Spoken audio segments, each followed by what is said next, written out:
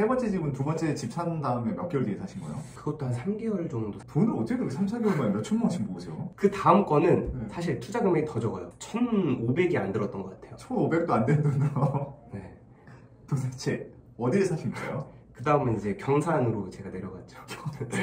아니, 사람들이 다 알지 못하는 데로 내려가시고 거제도는 그래도 인지도라도 있잖아요. 그쵸. 경산 아마 아무도 모를걸요? 저도 이번에 처음 알았고 계속 그 돈에 맞추다 보니까 그런 것 같아요. 경산이 네. 어떤 아파트 사신 거예요? 제가 샀던 게 이제 경산 계양주공 아파트라고. 제가 이제 주공 매니아인데 주공을 샀는데 그때 얼마였어요? 샀을 때가 네. 6,500인가 주고 샀는데 네. 그것도 마찬가지로 대출을 껴서 샀고, 그러니까 지금은 사실 경산 투기 과열지구라서 네. 다주택자는 대출이 안 나와요. 근데 네. 당시에는 비조정 지역이어서 네. 그것도 마찬가지로 제가 두 채가 있어도 대출을 또 받을 수 있었었죠. 얼마까지 나왔어요? 이것도 좀 웃긴 게 경산도 그때 당시 완전 내리막길을 가고 있었거든요. 네. 그래서 엄청 많이 내려온 상태였어요. 거의 거제도와 마찬가지로 약간 많이 시세가 내려온 거라서 감정가는 이것도 또 높은 거예요. 얘도 거의 5천만 원 가까이 나왔어요, 대출이. 그럼 이것도 지금 월세로 갖고 있는 거예요? 그쵸. 근데 이게 더 수익이 좋은 게 얘는 지금 한 20만 원 정도 받거든요. 이자가 얼마예요? 이자 얘도 한 12만 원. 월세가 20만 원. 네. 10만 원 버는 거죠. 그러면 그 상태에서 지금 가치가 얼마나 해요? 경산 계양주공이 경산에서는 제일 핫한 아파트고 대구나 뭐 이쪽 분들이 관심을 많이 가지나 봐요. 그래서 실거래가는 이게 지금 한 이것도 1억 3, 4천 정도. 또 두 배를 뛰었어요? 1,500 투자해서 7천 원 모은 거네요? 1년 만에? 그쵸, 한 2천 정도 투자해서. 와... 결과론적으로 봤을 때 진짜 잘 된 건데 그때 그 2020년 속에 있을 때 세민 씨의 멘탈은 많이 그래도 복잡했겠죠? 이런 생각을 저도 안 하고 일단 투자를 했어요. 뭐 이게 몇 배 몇 배 오르겠지 이런 거보다 정말 그냥 저는 부동산 자체를 그냥 에셋파킹이라고 요즘 많이들 표현을 하시는데 저도 네. 이제 그런 얘기를 많이 듣다가 제가 많이 쓰는 요즘 단어인데 하나의 그냥 자산으로 보고 그걸 그냥 모으기 시작했던 것 같아요. 뭐 요즘 부자분들이 어쨌든 현금 대신에 부동산을 모으다 이제 힘드니까 그림 같은 거를 많이 모으시듯이 네. 어쨌든 돈은 쌓이는데 이 돈을 내가 가지고 있으면 괜히 또 다른 데 날릴 수도 있고 현금을 보유한다고 해서 지금 막 현금의 가치가 자꾸 떨어진다고 하니까 그렇죠. 그렇다고 해서 제가 막 달러로 바꿔놔서 그거를 또 어디 예치를 해놓을 수도 없고 또 뭐 해외 주식을 넣어놓는다고 해서 해외 주식도 사실 세금이 만만치 않거든요. 양도세가. 뭐 제가 뭐 애플 이런 걸 사놓는다고 해도 어쨌든 맨날 보게 되니까 저는 일단 그게 너무 싫었거든요. 어쩔 수 없이 그냥 아침에 일어나면 보게 돼요. 그리고 또 해외 주식 하면은 밤 새벽에 잠을 못 자요. 그때 이제 두 번째 사고 이 세 번째부터는 그때부터 좀 마인드가 바뀌었던 것 같아요. 어떻게 바뀌어요? 네, 이제 에셋파킹을 하자. 그러니까 제가 처음부터 다주택자가 될 마음은 없었었고 그때부터 그냥 이제 이런 식으로 에셋파킹을 부동산으로 해나가자 이런 생각이 들었던 것 같아요. 근데 그게 어쨌든 그 말이 곧 다주택자가 되자 약간 이런 거겠죠. 그래서 말 그대로 지금 이 트렌드에서는 적폐가 되신 거네요. 이제 적폐가 제대로 돼보자. 약간 이렇게 된 건데 2020년에 그렇게 세민 씨는 집 세 채를 가지게 되었습니다. 상상도 안 해봤을 거예요. 저도 사실 그렇게 제가 세 채를 살 생각도 없었고 그러니까. 한 채가 목표였거든요 처음에. 그러면 그렇게 세 채가 됐어요. 네 채는 뭐 어떤 걸 사신 거예요? 네 채도 이제 다시 제가 거제도로 향합니다. 그러면 그렇게 세 채가 됐어요. 네 채는 뭐 어떤 걸 사신 거예요? 네 채도 이제 다시 제가 거제도로 향합니다. 아니 거제도 홍보대사세요? 주변 친구들한테는 네. 제가 거제도 홍보대사를 통하는데 얼마 들고 가셨어요? 요것도 2천을 제가 들고 갔는데 진짜 제가 여기서 느끼는 게 그냥 돈이 적든 크든 어느 정도 모이면 그 금액으로 내가 살 수 있는 게 뭔가를 찾아보시는 네. 거지 뭔가 산 다음에 이게 얼마 있어 모으는 게 아니라 맞아요. 있는 돈으로 뭘 살 수 있을까 계속 보는 것 같아요. 그리고 제가 뭐 엄청 능력이 있어서 찾는 게 아니라 이게 다 인터넷에 지금 다 정보가 나와 있어요 사실. 네. 저는 좀 그래서 유튜브를 사실은 뭐 유튜브에 출연을 지금 했지만 유튜브를 별로 좋아하지는 않아요. 왜냐면 유튜브에는 아무래도 상업적으로 그러다 보니까 좀 제대로 된 정보가 좀 특히 부동산 관련 제가 유튜브는 거의 안 보거든요. 네. 그래서 부동산 보통 카페나 블로그 분들 걸 많이 봐요. 많이 보다 보면은 상업적으로 안 하시는 분들이 많아요. 그냥 개인 기록용이나 아니면 나중에 자녀들한테 보여주기 위해서 쓰시는 분들도 있고 고수분들. 그래서 방문자 일처 신경 안 쓰시고 막 이런 사진 이런 것도 없고 그냥 글 이런 것만 막 나와 있거든요. 그러다 보니까 그렇게 활동하시는 분들 글을 보면서 이제 지역이나 아파트 같은 걸 찾고 이제 거기에 제가 맞춰서 움직인 거죠. 이게 조금 오해할 수 있는 게 또 그런 분들이 뭐 지역을 찍어주거나 아파트를 찍어준다고 저는 무조건 사면 안 된다고 생각하거든요.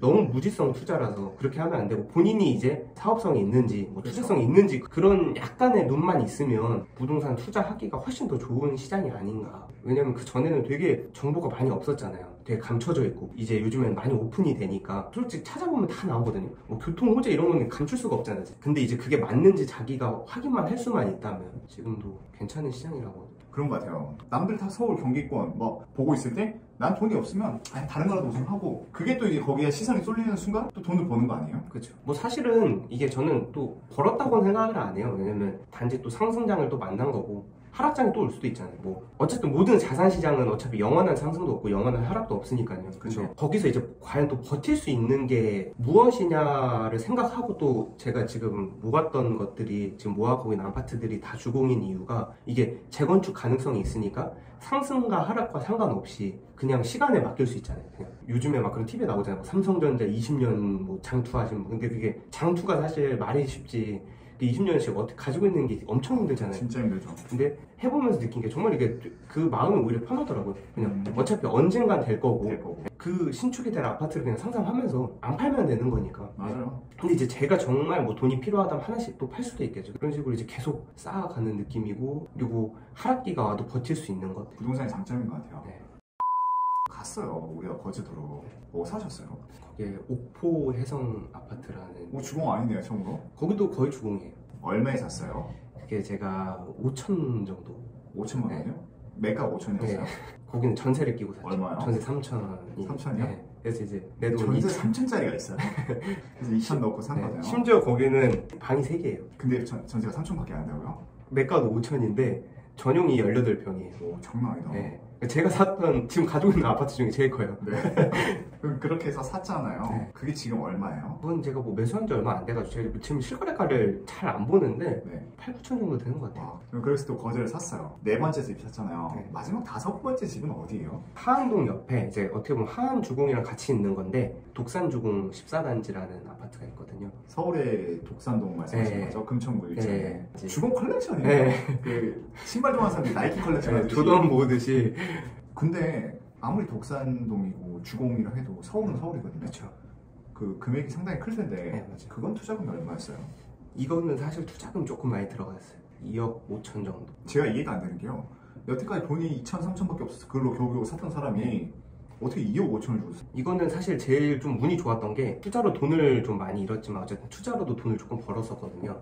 아, 다른 투자로도? 네. 그게 근데 뭐였어요? 코인이나 뭐 해외 주식 이런 게 최근에 워낙 장이 좋았잖아요. 그래서 한계치가 아까 말씀 한계치가 오면 제가 계속 그걸로 돈을 빼서 사실은 샀던 거거든요. 거기서 뭐 계속 수익이 났던 건 아니고 그거랑 이제 근로소득을 합쳐서 이제 계속 조금씩 매수를 했던 건데 이번에는 조금 뭐 운이 좋았을 수도 있는데 이제 제가 계속 오래 투자를 하다 보니까 아 근데 이제는 조금 고점이 아닌가라는 생각이 들긴 했었어요. 그게 사실 뭐였어요? 코인하고 해외 주식이 조금 네. 그럼 궁금한 게 그 투자금이 얼마예요? 그때 당시에 거의 2억 5천 3억 정도. 저는 사실 특권을 되게 오래 했어요. 2017년도부터 이제 하면서 그게 이제 계속 하면서 쌓였던 금액인 거죠. 네. 한 4, 5년 동안 계속 많이 날리기도 했. 초창기 정말 많이 날리고 어려웠었는데 그게 이제 쌓이고 그 수익금이 났었고 사실은 코인으로도 하락장이 오기 전에 많이 좀 더 많이 벌었었는데 네. 거의 마지막에 뺄 때는 거의 반토막이 사실 났었어요. 저도. 네. 여기서는 더 가지고 있으면은 좀 더 힘들겠다 사실 이런. 그리고 이제 멘탈이 더 이상 안 되더라고요. 왜냐면 한 4, 5년을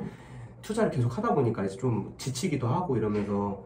근데 그때 마침 이제 독산주공이 좀 금매가 하나 나왔던 게 있었거든요. 샀던 게 5월달이에요. 이번 몇 개월 안 됐죠. 네. 그때 이제 금매 조건이 이제 6월 전 잔금 조건이었거든요. 네. 그 다주택자가 이제 파신 거죠 저한테. 네. 아 이걸 너무 사고 싶은데 사실 이 투자금 너무 빼기 싫은 거예요. 한 3억 정도를? 네. 왜 그러냐면은 이제 뭐 다 투자하시는 거지.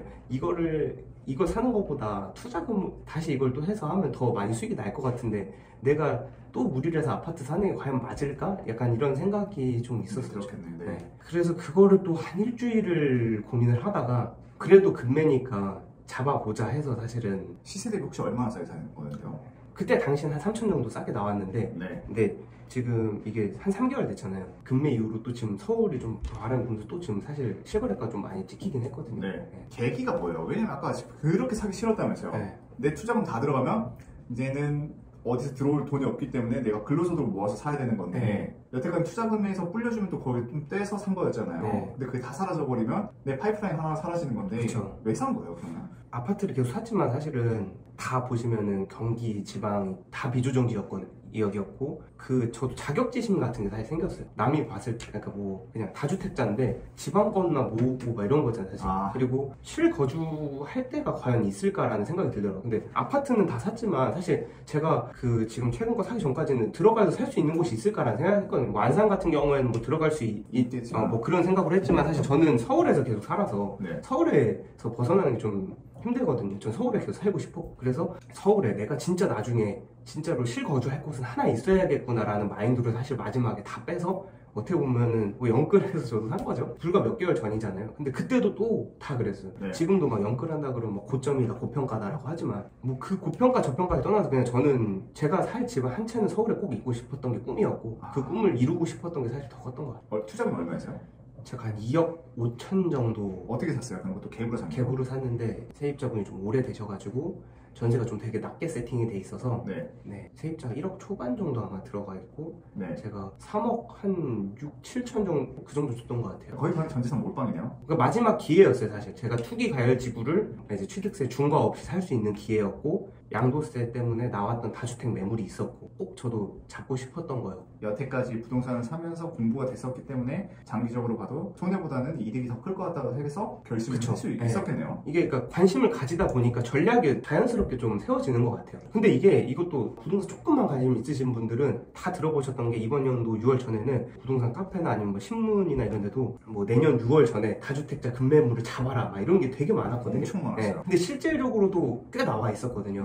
말은 그렇게 해도 사실 잡는 게 다들 좀 어렵지 않았을까 해요. 고평가기도 하고 이제 매수하면서 되게 좀 웃겼던 게 급매였거든요. 그러니까 직전 실거래가보다도 한 3천이 낮게 나와 있었던 건데 제가 그 부동산 사장님한테 듣기로는 한 2주 넘게 안 팔렸던 매물이었던 거예요. 관망을 하려는 추세였네요. 그리고 심지어 그 세입자한테도 그 부동산 사장님이 사라고 했대요.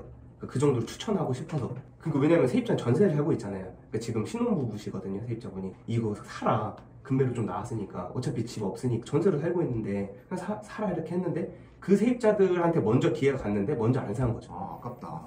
그럼 그렇게 해서 5채를 가진 29살 청년이 되셨네요. 그럼 이제 여기서 또 사람들이 궁금해할 만한 게 결국 세금이 또 문제거든요.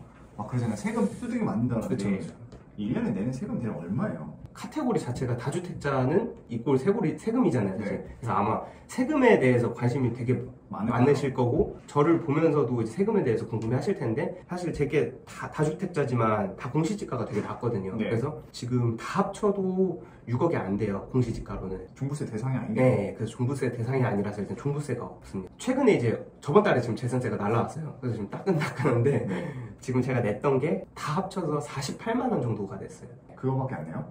그러니까 제일 비싼 게 25만 원, 뭐 5만 원, 7만 원, 7만 원, 5만 원 뭐 이런 식으로 해서 그렇게 따지면은 뭐 사실은 이자 내고 남는 걸로 재산세 정도까지가 커버가 되니까 그러니까 사실 두 채 살 때까지는 종부세나 이런 거에 별로 관심이 없었거든요. 해당도 안 되고 근데 이제 자연스럽게 세금도 사실은 또 하다 보니까 관심이 생기더라고요. 그래서 종부세 6억까지는 맞춰서 일단 계속 전략적으로 매수를 해보자 이런 거였고 어느 정도 커트라인까지는 꿈이자 플랜인데 주거용 부동산을 조금 더 이제 모으고 그 다음에 비주거용 부동산으로 이제 나중에 넘어가야 되지 않을까. 미리 좀 전략을 짜놓고 그리고 좀 거기에 대해서 상상도 계속 해야 되는 것 같아요. 제가 느끼기에는 대부분 이게 자기가 돈이 이 정도 있다고 그것만 사실 또 보거든요. 제가 느끼는 거는 좀 문제가 되는 게 왜냐면 근데 막상 그러면은 그 다음 플랜이나 아니면 다음은 더 큰 거 살 때 다들 더 멘붕이 오고 막 다시 또 그때 공부를 해야 되거든요. 근데 대부분 자기 커트라인에서만 다들 보고 공부를 하시니까